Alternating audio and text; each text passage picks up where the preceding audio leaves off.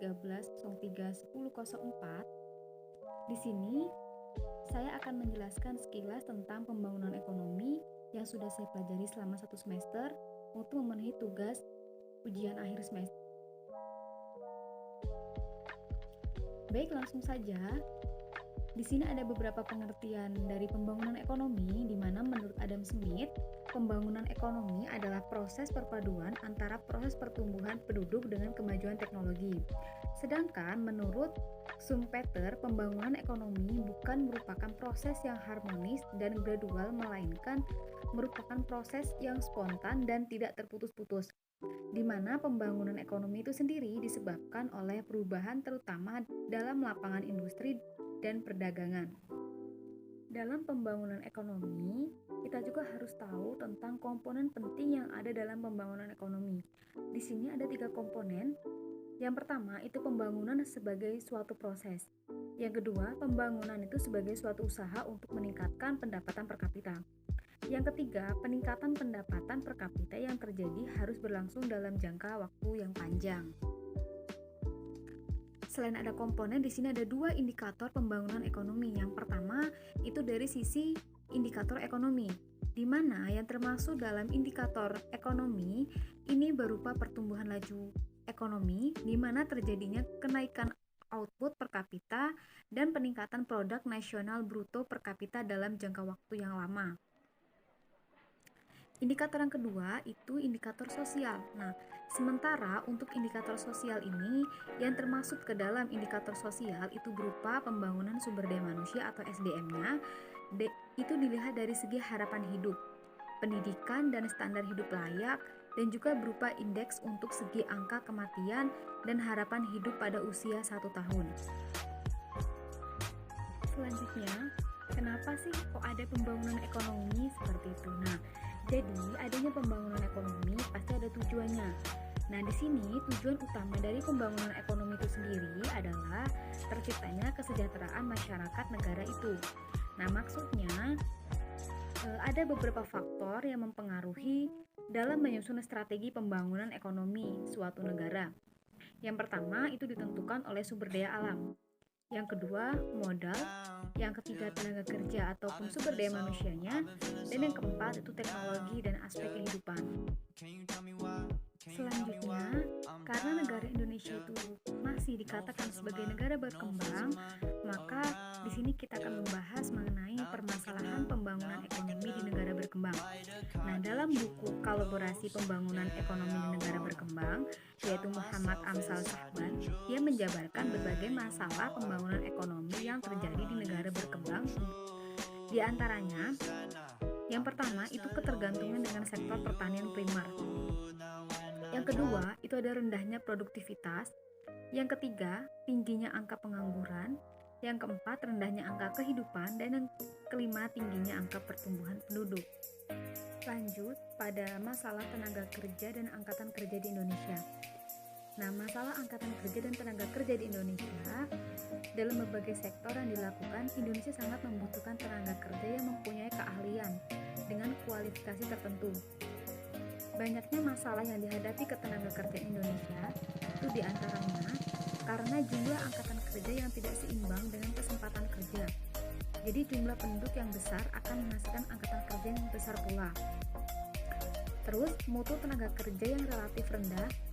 Nah, jadi di sini rendahnya tingkat pendidikan adalah salah satu faktor yang mempengaruhi mutu tenaga kerja di Indonesia.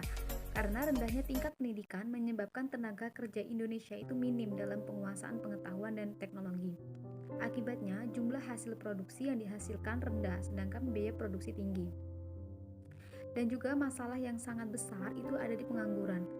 Nah, jadi di sini jumlah angkatan kerja yang tidak sebanding dengan kesempatan kerja mengakibatkan tidak semua angkatan kerja dapat diserap oleh lapangan kerja.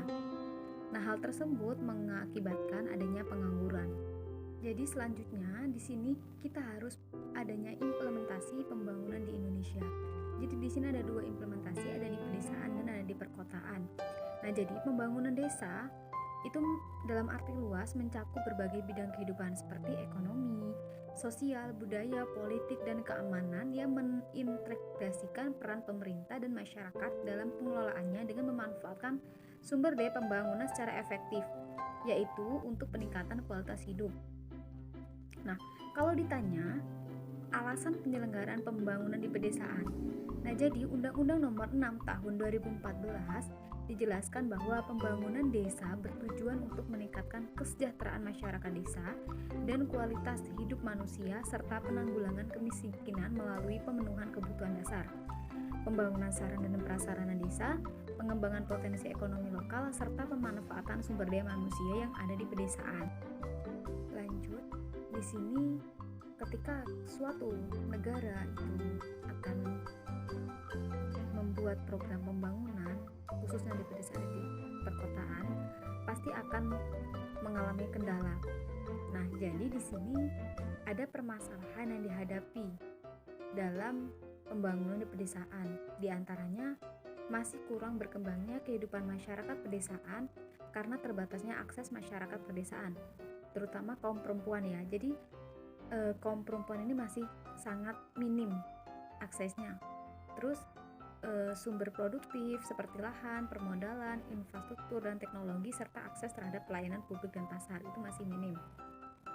Permasalahan kedua, itu masih terbatasnya pelayanan prasarana dan sarana pemukiman pedesaan seperti air minum, sanitasi, persampahan, dan prasarana lingkungan lain.